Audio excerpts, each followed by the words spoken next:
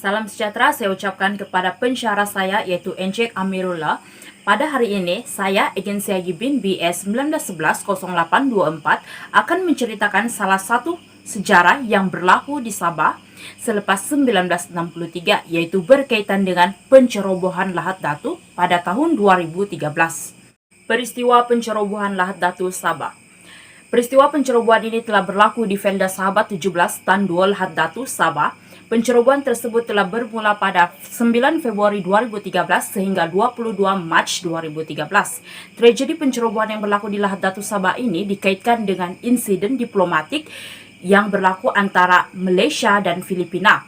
Sejurus selepas 235 pengganas Filipina yang sebahagiannya bersenjata telah mendarat di Sabah pada 11 Februari 2013. Namun, kumpulan penceroboh ini telah didapati memasuki perairan negara pada 9 Februari 2013 menggunakan bot pancung dan telah berkumpul secara berperingkat di Felda Sahabat 17, Kampung Tan Dua, Lahat Datu. Selain itu, pencerobohan yang berlaku di Lahat Datu Sabah ini turut memberi satu kejutan yang besar kepada Malaysia karena ia melibatkan aktor bukan negara dari negara asing, yaitu sekumpulan angkatan bersenjata rakyat Filipina yang mendakwa penyokong kuat kepada Kesultanan Sulu, yaitu Jamaludin III. Pencerobohan yang melibatkan rakyat Filipina ini turut memberi impak terhadap hubungan diplomatik antara Malaysia dan Filipina. Walau bagaimanapun, seperti yang dinyatakan dalam Sinar Harian 3 Mac 2013, difahamkan bahwa dalam hal ini, kerajaan Filipina telah menafikan penglibatan mereka dalam pencerobohan yang berlaku di Lahat Datu. Malah, laporan media Filipina bertindak balas dengan menyatakan perisikan Filipina mendapati terdapat individu dalam pembangkang negara ini adalah dalang kepada isu pencerobohan Lahat Datu. Menurut polling 2013, Presiden Aquino juga mengarahkan Sultan Sulu untuk memanggil semula pengikut mereka untuk menyerah diri bagi membincangkan tuntutan yang dilakukan. Presiden Aquino ini menyatakan bahwa tindakan yang dilakukan oleh tentera Kesultanan Sulu ini antara lainnya adalah untuk memalukan beliau dan kerajaan pimpinan beliau. Di samping beliau bersetuju dengan andaian yang menyatakan ianya sebagai satu cobaan untuk merosakkan perjanjian damai yang sedang diusahakan antara Malaysia dan Filipina dengan bangsa Moro ketika itu. Pencerobohan yang berlaku ini telah menyebabkan seramai 8.000 anggota keselamatan dikerahkan bagi menjaga keselamatan dan kedaulatan negara di bawah misi Ops Daulat. Operasi yang dilakukan ini berjaya menahan seramai hampir 600 orang termasuk 31 orang yang telah dibicarakan. Siapakah yang melakukan pencerobohan di Lahat Datu Sabah ini? Pihak yang melakukan pencerobohan menggelarkan diri mereka ini sebagai askar diraja Kesultanan Sulu yang telah dihantar oleh Jamaludin III, yang merupakan salah seorang daripada pihak yang menuntut takhta Kesultanan Sulu dan mendakwa dirinya ini sebagai Sultan Sulu. Angkatan Raja Muda Agimuddin Kiram yang merupakan saudara lelaki kepada Sultan Sulu yaitu Jamaludin III telah menceroboh masuk Sabah dengan alasan ingin menuntut Sabah kembali menjadi wilayah Kesultanan Sulu. Siapakah pihak yang telah mengesan kehadiran penceroboh di Lahat Datu Sabah ini?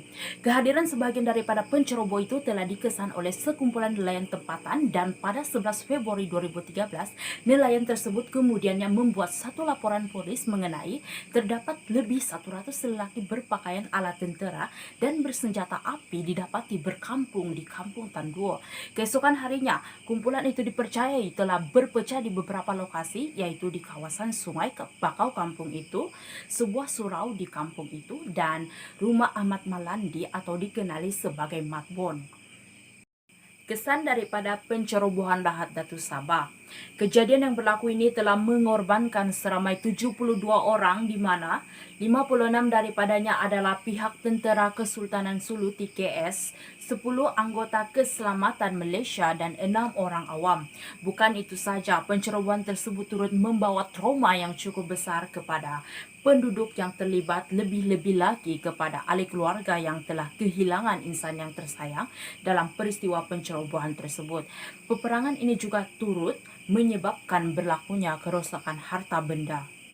Persoalan yang timbul dalam peristiwa pencerobohan ini ialah bagaimanakah kehadiran pencerobohan ini pada peringkat awalnya tidak dikesan sama sekali oleh pihak Angkatan Tentera Malaysia ATM dan Agensi Penguatkuasaan Maritim Malaysia.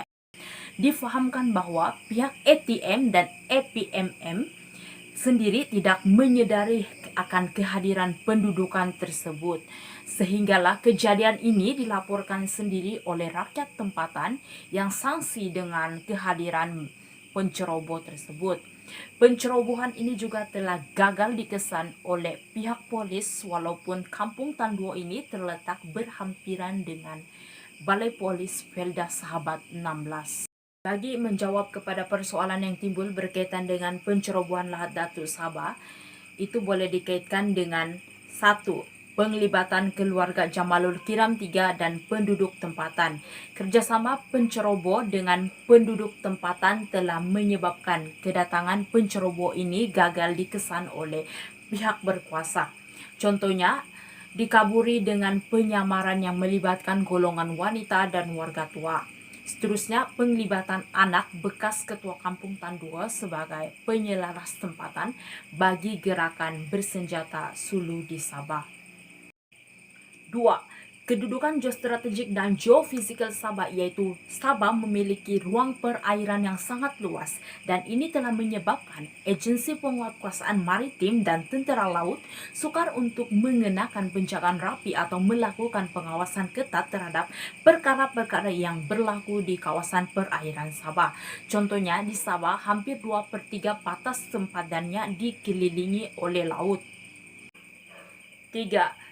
Ketidakcukupan anggota keselamatan dan aset.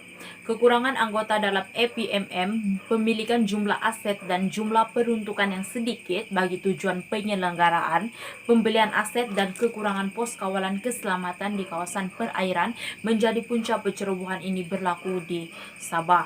Sebagai contoh, dari 35 kapal peronda yang dimiliki oleh APMM di Malaysia, 3 daripadanya ditempatkan di Lahad Datu untuk mengawal kawasan perairan sepanjang 100 km dengan keluasan sebesar 640,000 km persegi. Oleh hal yang demikian, perairan Sabah ini mana mungkin dapat dikawal dengan ketat sekiranya hanya 3 buah kapal peronda yang ditempatkan di Lahad Datu Sabah, kerana keluasan perairan Sabah perlu juga diambil kira. Tambahan pula, negeri Sabah ini bersepadanan dengan Sarawak dan Brunei di bahagian barat, Kalimantan di selatan, serta Filipina dan Indonesia di bahagian timur yang dipisahkan oleh Laut Sulu dan Laut Sulawesi. Persempadan ini jelas menunjukkan perairan Sabah perlu dikawal dengan lebih ketat kerana tanpa disedari musuh boleh merancang strategi yang kukuh bagi menceroboh masuk perairan Sabah ini. Oleh itu, setiap pihak perlulah sentiasa berwaspada. 5,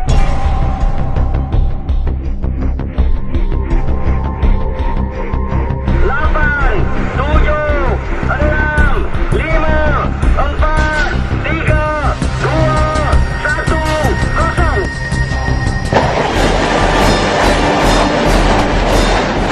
Secara kesimpulannya, pencerobohan Lahad Datu yang berlaku pada tahun 2013 ini telah menggugat kedaulatan dan keselamatan negara yang sudah lama merdeka.